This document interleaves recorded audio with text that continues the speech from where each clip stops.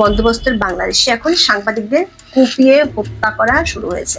গাজীপুরে একজন সাংবাদিককে গলা কেটে হত্যা করা হয়েছে, আর একজনের পা থেতলে দেওয়ার মতো নৃশংসতার খবর আসছে। এতটা নৃশংসভাবে সাংবাদিকদের খুন করা গত 30-40 বছরে কেউ বাংলাদেশে দেখেনি। শান্তিতে নোবেল বিজয়ী অধ্যাপক ইউনূসের আমলে এতদিন সাংবাদিকদের জেলে পুরে গণহারে হত্যা মামলা দিয়ে চাকরিচ্যুত করে মব দিয়ে গণমাধ্যম প্রতিষ্ঠান দখল করে দমনের চেষ্টা করা হচ্ছিল।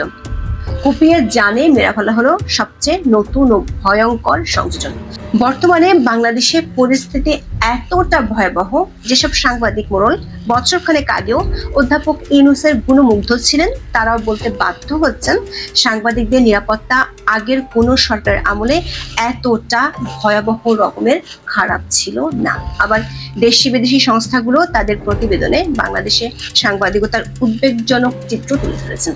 তবে অধ্যাপক ইউনূসের আমলে মন খুলে তথ্য প্রকাশের দাম যে সাংবাদিকদের জীবন দিয়ে শোধ করতে হচ্ছে, সেটি অবশ্য মানতে নারাজ তার প্রেস উইং। অবশ্য সাংবাদিকরা বলছেন তাদের বেঁচে থাকার নিশ্চয়তাটুকু এখন সরকার দিতে পারছে না। বিস্তারিত জানতে চলুন যাওয়া যাক বিশ্লেষণে। একদিনের ব্যবধানে গাজীপুরে কয়েক কিলোমিটারের মধ্যে আক্রান্ত হলো 2 সাংবাদিক। একজনকে হত্যা করা হয়েছে কুপিয়ে, আরেক সাংবাদিক প্রকাশ্যে থানা পুলিশের সামনে বেধড়ক হামলার শিকার হয়েছেন। পাথর দিয়ে থেতলে দেওয়া হয়েছে তার পা। দৈনিক প্রথম আলোর খবরে বলা হয়েছে, 6 আগস্ট গাজীপুর নগরের সাহাপাড়া এলাকায় সিএনজি চালিত অটোরিকশা চালকদের কাছ থেকে চাঁদা আদায় করছিলেন স্থানীয় কয়েকজন যুবক। এই ঘটনায় সংবাদ সংগ্রহ করতে গিয়ে পুলিশের সামনে স্থানীয় এক সংবাদকর্মী আনোয়ার হোসেন সৌরভ বেধড়ক মারধরের শিকার হন।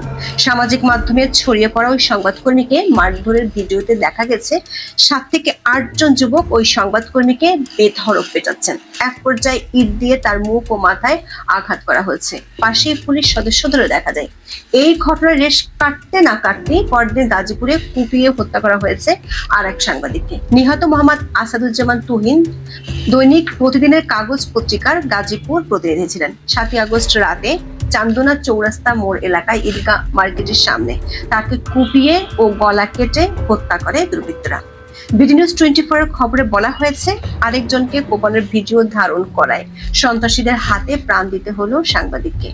দর্শক, এই দুটি ঘটনা কোনো বিচ্ছিন্ন ঘটনা নয়। যদিও অধ্যাপক মোহাম্মদ ইউনূস ও প্রেস উইং থেকে প্রায় দাবি করা হয় যে বাংলাদেশের গণমাধ্যম স্বাধীন।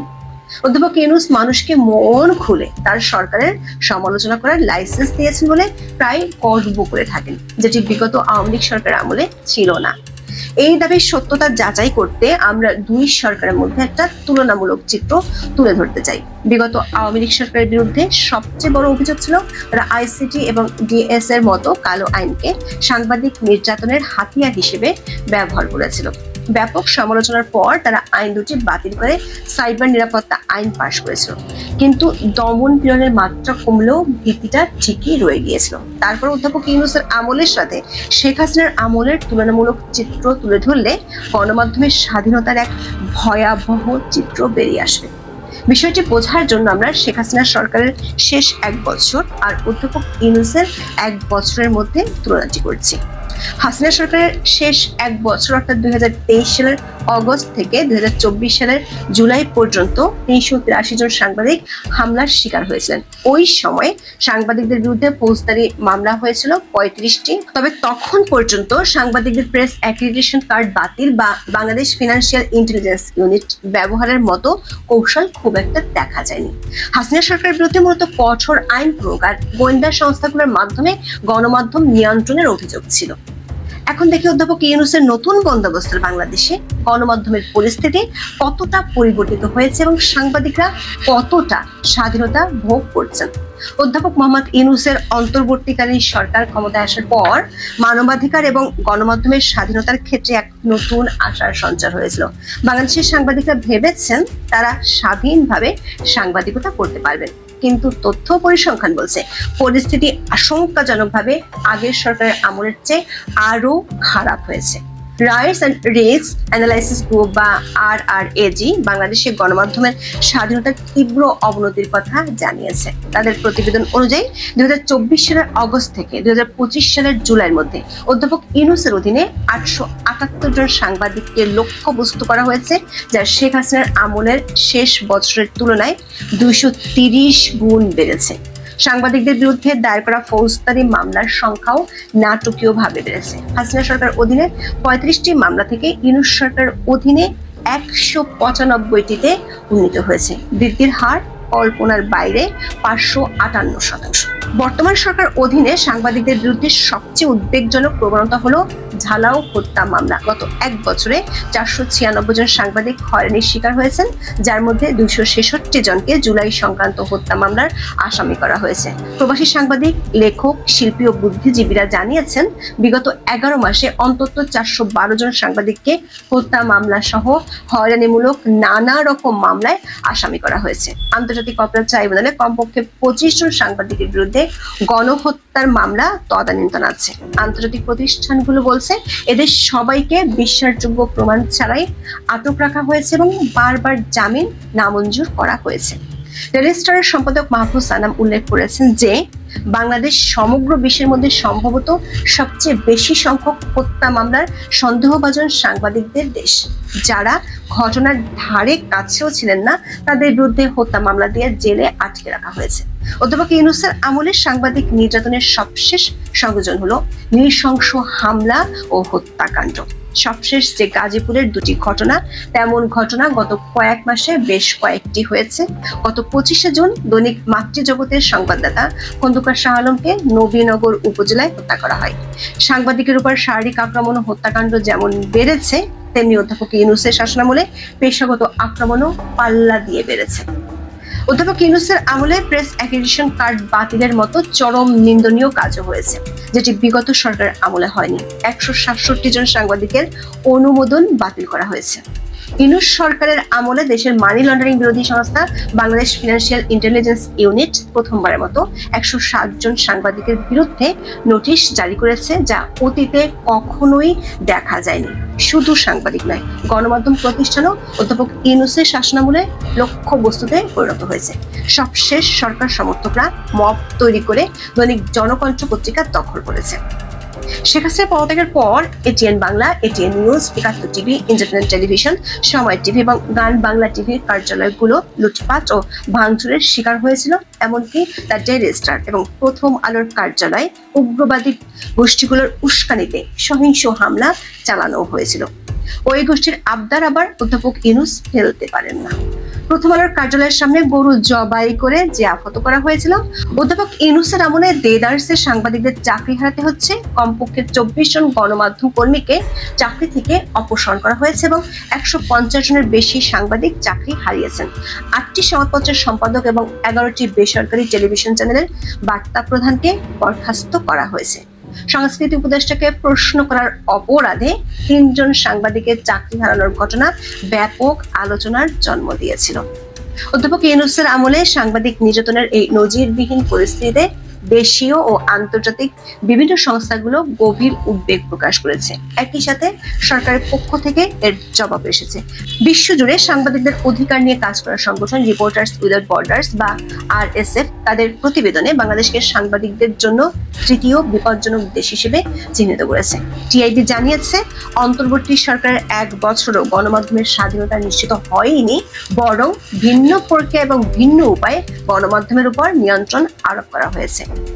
RRAG তাদের প্রতিবেদনে উল্লেখ করেছে, গণমাধ্যমের স্বাধীনতা আগের তুলনায় আরো তীব্রভাবে অবনতি হয়েছে। আইন ও সালিশ কেন্দ্র এবং সিপিজে বলছে, সাংবাদিকদের জেলে পুরে রাখার নজির অতীতের যে কোনো রেকর্ডকে ছাড়িয়ে যাচ্ছে। সবশেষ news papers owners association of Bangladesh বা নোয়াক গণমাধ্যমের স্বাধীনতা ও সাংবাদিকদের নিরাপত্তা নিয়ে গভীর উদ্বেগ জানিয়েছে। অবশ্য সরকারের দাবি, সাংবাদিকতার জন্য এর চেয়ে ভালো সময় আর আসেনি। কিন্তু আমাদের তুলে ধরা তথ্য ও প্রমাণগুলো বলছে, অধ্যাপক মোহাম্মদ ইউনূসের অন্তর্বর্তীকালীন সরকারের অধীনে বাংলাদেশে সাংবাদিকদের মুখোমুখি হওয়ার চ্যালেঞ্জ এবং নির্যাতন উল্লেখযোগ্য হারে বেড়েছে। অধ্যাপক ইউনূসের নতুন বন্দোবস্ত সাংবাদিকদের জন্য কতটা ভয়ঙ্কর সেটি তুলে ধরার জন্য একজন সাংবাদিকের ফেসবুক পোস্ট তুলে ধরা যেতে পারে।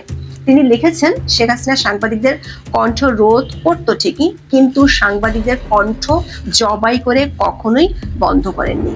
যিনি পোস্ট দিয়েছেন তিনি বরিশালের সাংবাদিক। বিগত সরকার আমলে নিজের অভিজ্ঞতা তুলে ধরে লিখেছেন, বরিশালের সাবেক মেয়র সেনিয়াবাদ সাদিক আব্দুল্লাহর বিরুদ্ধে প্রতিবাদী ভিডিও প্রচার করেও বীর দর্পে তিনি বরিশালের রাস্তায় হাঁটতে পেরেছেন। কিন্তু এখন যদি 2 লাইন কারো বিরুদ্ধে ফেসবুকে লেখা হয়, তাহলে কালকে আপনি বেঁচে থাকবেন কি না সেই নিশ্চয়তা নেই।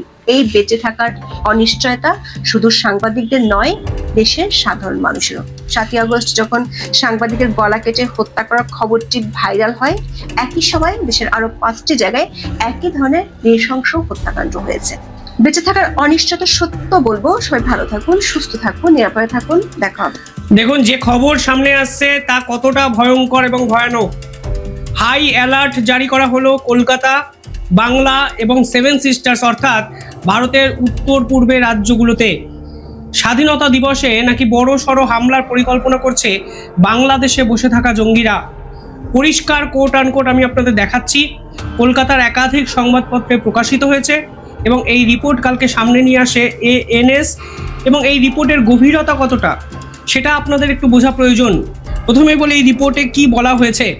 সেখানে বলা হয়েছে ভারতের ইন্টেলিজেন্স ব্যুরো অর্থাৎ গোয়েন্দা দপ্তর প্রত্যেকটি রাজ্যে ইমিডিয়েটলি হাই অ্যালার্ট জারি করছে এবং রাজ্যের মানে যারা নিরাপত্তার দায়িত্বে আছে তাদেরকেও পরিষ্কার ইনফর্ম করে দেওয়া হয়েছে যে স্বাধীনতা দিবসে কোনো ভয়ঙ্কর এবং ভয়ানক হামলার পরিকল্পনা পাকিস্তানের ISI বাংলাদেশে জঙ্গিকে কাজে লাগিয়ে করতে চাইছে। অর্থাৎ মোহাম্মদ ইউনূস দিনের পর দিন যে গোপন বৈঠক করেছে, সেই গোপন বৈঠকের আজকে রেজাল্ট আমাদের সামনে আসছে এবং আমরা বুঝতে পারছি যে আমরা কতটা বিপজ্জনক জায়গায় পৌঁছে যাচ্ছি। ধারাবাহিকভাবে আমি এ বিষয়ে একাধিক প্রতিবেদন করেছি, কিন্তু এই প্রথমবারের জন্য আজকে ভারতবর্ষের গোয়েন্দা দপ্তর অফিসিয়ালি জানালো যে আমরা স্বাধীনতা দিবসকে মাথায় রেখে হাই অ্যালার্ট জারি করেছি কলকাতা, বাংলার একাধিক অঞ্চল এবং উত্তর পূর্বের বিভিন্ন রাজ্য অর্থাৎ 7 সিস্টার্সে। যখন আমি অনুপ্রবেশকারী নিয়ে বারংবার ভিডিও বানিয়েছি, আমাদের ভিডিওর কমেন্টে অনেক ভারতীয়ই বলেছেন যে ওসব কিছু হবে না, ওসব কিছু হওয়ার সম্ভাবনা নেই। আজকে ভারতের গোয়েন্দা রিপোর্ট যখন সামনে এসছে, সেখানে বলা হচ্ছে এই সম্ভাবনা আরও খারাপ জায়গায় গিয়ে পৌঁছেছে। অর্থাৎ অনুপ্রবেশকারী হয়ে ভারতবর্ষকে অশান্ত করার চেষ্টা এই ধাপের থেকে আরও এক ধাপ এগিয়ে গেছে। ভয়ানক আক্রমণ বা বিস্ফোরণের ছক আমাদের সামনে কিন্তু ধরা পড়লো। দেখুন, সেখানে বলা হয়েছে প্রাথমিকভাবে আমাদের দেশের পূর্ব সীমান্তকে টার্গেট করা হয়েছে। দেশের বিভিন্ন অংশে একসঙ্গে হামলা হতে পারে। আমি প্রত্যেকটি ডকুমেন্টের সঙ্গে আপনাদেরকে পরিষ্কারভাবে দেখানোর চেষ্টা করছি, পরিচয় করিয়ে দেওয়ার চেষ্টা করছি, এবং আপনারাও গুগলে গিয়ে এ বিষয়ে পড়াশোনা করতে পারেন এবং দেখুন কালকে গভীর রাতে যে খবর আমাদের সামনে এসছে সেটা কতটা বিপজ্জনক। সেখানে বলা হয়েছে উত্তর পূর্বের রাজ্যগুলোতে এবং পশ্চিমবঙ্গের বিভিন্ন নিরাপত্তা সংস্থাগুলোকে ইতিমধ্যেই সতর্ক করেছে আমাদের দেশের কেন্দ্রীয় গোয়েন্দা দপ্তর। এখানে স্পেশালি কিছু জঙ্গি সংগঠনের নাম উঠে আসছে যারা অ্যাক্টিভলি বাংলাকে কেন্দ্র করে, 7 সিস্টার্সকে কেন্দ্র করে তাদের অপারেশনাল প্ল্যান ঠিক করছে।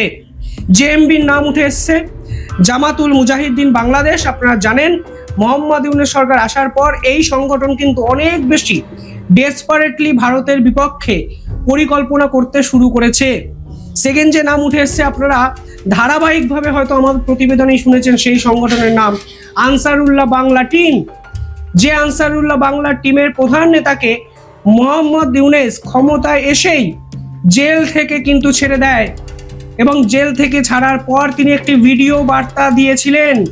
সেই ভিডিও বার্তায় তিনি প্রধানমন্ত্রী নরেন্দ্র মোদীর বিপক্ষে একঝাঁক কথাবার্তা বলেন এবং সরাসরি পশ্চিমবঙ্গের মুখ্যমন্ত্রীকে আহ্বান জানান নরেন্দ্র মোদীকে সরিয়ে দেওয়ার জন্য, এবং সেই ভিডিও বার্তায় বৃহত্তম বাংলা বা বৃহত্তর বাংলাদেশ গড়ার ডাক আনসারুল্লাহ বাংলার প্রধান নেতা কিন্তু দিয়েছিলেন।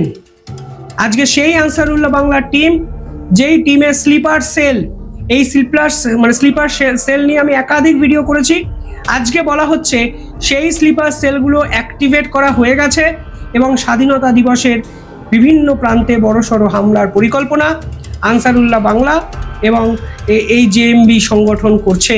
এবং এই পুরোটার নেতৃত্ব দিচ্ছে আইএসআই, অর্থাৎ পাকিস্তান চাইছে এবার বাংলা উত্তর পূর্ব ভারতকে অশান্ত করতে। দেখুন, উত্তর পূর্ব ভারতকে যে অশান্ত করতে পাকিস্তান চাইছে তার একটা প্রতিবেদন আমি ঠিক 2 দিন আগে করেছিলাম। সেখানে পাকিস্তান সেনাবাহিনীর মুখপাত্র দ্য ইকোনমিস্টে, আমেরিকার সংবাদপত্র ইকোনমিস্টে একটি ইন্টারভিউ দেন। ইকোনমিস্ট কাদের সংবাদপত্র? ইকোনমিস্ট কিন্তু ডিপ স্টেটের টাকায় চলে, অর্থাৎ আমেরিকার ডোনাল্ড ট্রাম্প এই পুরো বিষয়টা ইনভলভ আছে। এই ইন্টারভিউর পর অনেকে বুঝতে পেরেছিলেন। সেদিন মুখপাত্র কি বলেছিলেন? তিনি বলেছিলেন, এবার যদি ভারত আমাদের উপর আক্রমণের চেষ্টা করে তাহলে আমরা এবার পূর্ব দিক থেকে আক্রমণ করব। পূর্ব দিক মানে ভারতের কি হচ্ছে? পরিষ্কার বাংলাদেশ। অর্থাৎ আইএসআই এবং পাকিস্তান বাংলাদেশে তাদের ঘাঁটি তৈরি করার কাজ শুরু করেছিল।